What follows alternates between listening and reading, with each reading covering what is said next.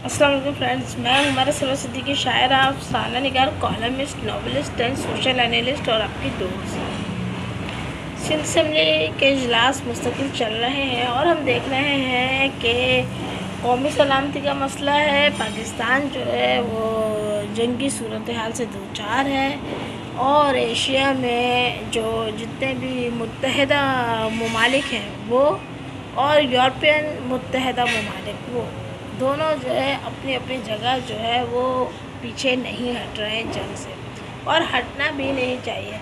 हर वक्त जंग जो है वो अमन के लिए भी की जाती है और जुल्म सहना जो है वो बहुत अच्छी या बहादुर या इज़्ज़तदार लोगों की बात नहीं होती।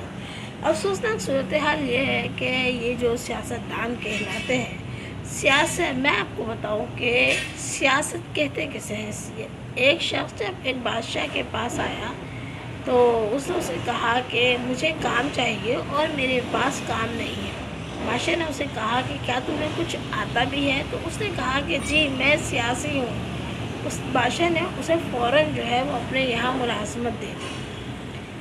सियासी वो इंसान होता है जो मसाइल का हल दे सकता है, जो बता सकता है, अपनी सोच विचार और शऊर को बुरेकार लाकर ये बता सकता है कि अगर कोई मसला खड़ा है तो हमें इसको किस तरह हल करना चाहिए। जिसे बहुत अहम मसला हुआ था अभी हमारे मुल्क में, जब जनरल आसिम मुनीर साहब को बुलाया गया अमेरिका ने, और उसने बुलाया था उनको लंच पर। और आसिम मुनीर साहब को जाहिर सी बात है कि जब कोई मुल्क लंच पे बुलाएगा तो वो उन्हें जाना है, और वो ऐसा नहीं है कि वो उनका ज़ाती लंच पे उन्हें बुलाया गया था तो वो जो है वो अपना सामान उठा के जो है वो चले गए थे। ऐसा कुछ नहीं था। वो वहाँ पर जो है जाहिर सी बात है पूरी एक आर्मी है हमारी, उसके पूरा एक जवाबदेही, पूरा एक सिस्टम है आर्मी का।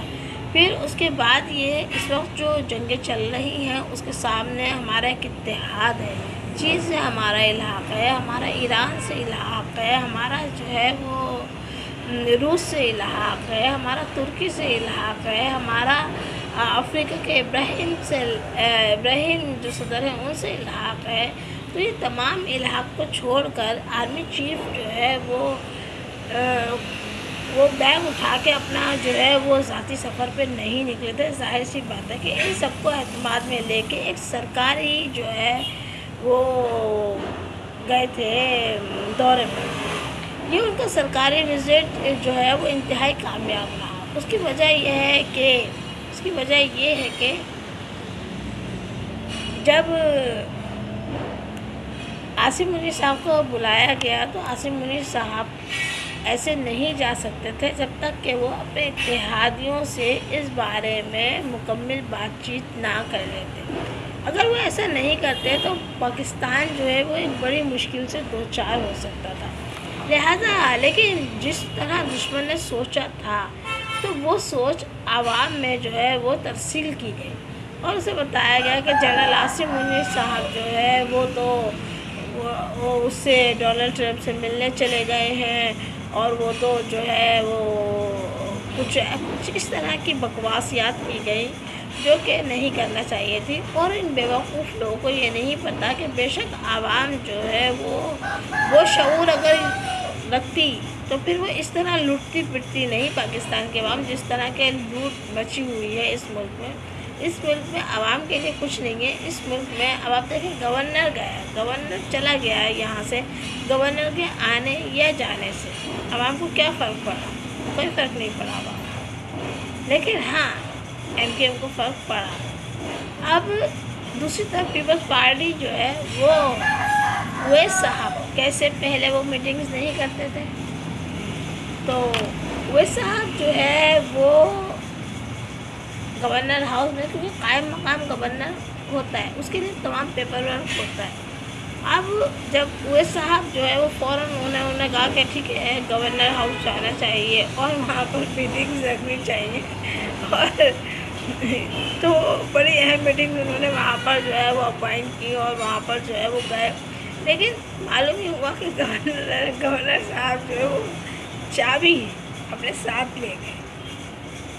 یہ مسئلہ جو ہے یہ ہائی کورٹ میں پہنچا، اور ہائی کورٹ نے بھی اس پر جو ہے بائی لاس کے مطابق کوئی بھی جو ہے اس پہ انسٹرکشنز نہیں دی، بلکہ انہوں نے جو ہے وہ اس بارے میں تحقیق کا حکم دے دیا۔ تو یہ صورتحال ہے جناب عالی ہمارے ملک کی، ہمارے ملک کے قانون کی، ہمارے ملک کے سیاسی لوگوں کی، جنہیں ہم سیاسی کہتے ہیں مگر وہ غیر سیاسی لوگ ہیں، وہ اچکے لٹیرے بدماش ٹائپ وہ لوگ ہیں۔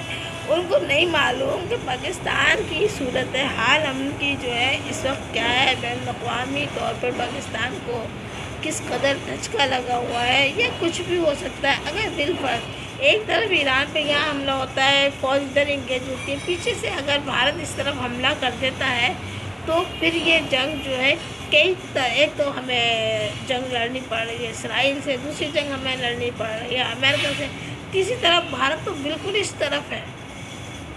تو وہاں پہ بھی ہمیں الرٹ رہنا ہے، اور وہاں پر بھی کسی بھی وقت حملہ ہو سکتا ہے، لہٰذا پاکستان کسی بھی طرح وہاں سے بھارت کی طرف سے غافل ہو ہی نہیں سکتا، کیونکہ اس طرف تو کئی ملک سنبھالے ہوئے ہیں، لیکن بھارت کو سنبھالنا یہ چین اور پاکستان، ان کے لیے بھارت مسئلہ ہے، ان کو بھارت کو سنبھالنا۔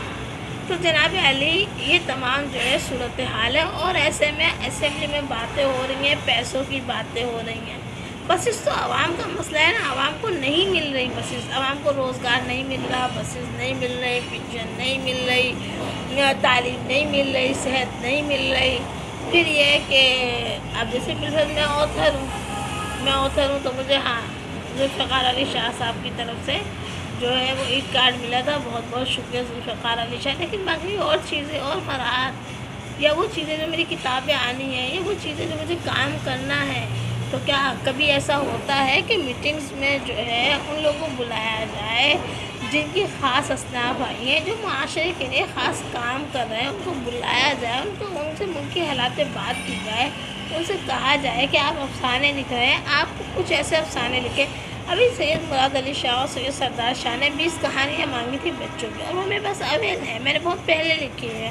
جس وقت ڈان کی صبح کی نشریات ہوتی تھی، معین اختر بھائی کا جب انتقال ہوا تو اس سے ایک دن پہلے کی بات ہے، ڈان جو ہے آرٹس کونسل آیا تھا میرا انٹرویو کرنے، اور پھر وہ دوسرے دن انہوں نے گاڑی بھیجی تھی، اور صبح کی 4 گھنٹے کی نشریات انہوں نے میرے ساتھ کی تھی، اور 15 منٹ انہوں نے جو ہے وہ شیخی صاحب کو دی تھا، اور باقی انہیں دوسرے دن بلایا تھا، کیونکہ وہ موسٹ سینئر پرسنالٹی ہیں گائکی کے شعبے میں، اور مجھے بحیثیت آتھر وہاں پہ بلایا گیا تھا۔ تو جناب علی ڈان نے سب سے پہلے میری تصویر لگائی، ڈان نے سب سے پہلے 3 کالم کی میری تصویر ڈان نے لگائی تھی اخبار میں، اور ڈان نے ہی سب سے پہلے جو ہے وہ میرا جو ہے انٹرویو کیا۔ ممنون ہوں، شکر گزار ہوں، اور شکریہ ادا کرتی ہوں۔ تو بہرحال کبھی بھی کلچر ڈپارٹمنٹ نے ایسا نہیں کیا کہ وہ بلائے، اور میں سمجھتی ہوں اگر وہ اب بھی بلائیں گے تو پھر ان کے زیادہ ان کی پیورٹی ہوگی کہ ہم جو ہے وہ سندھیوں کو بلائیں۔ لیکن بات یہ ہے کہ کیا وہ ہمارے دوستوں کو خوش کر سکے؟ ہمارے سندھی دوست بہت ناراض ہیں پیپلز پارٹی سے، اور وہ کسی طور ان کو برداشت نہیں کر رہے۔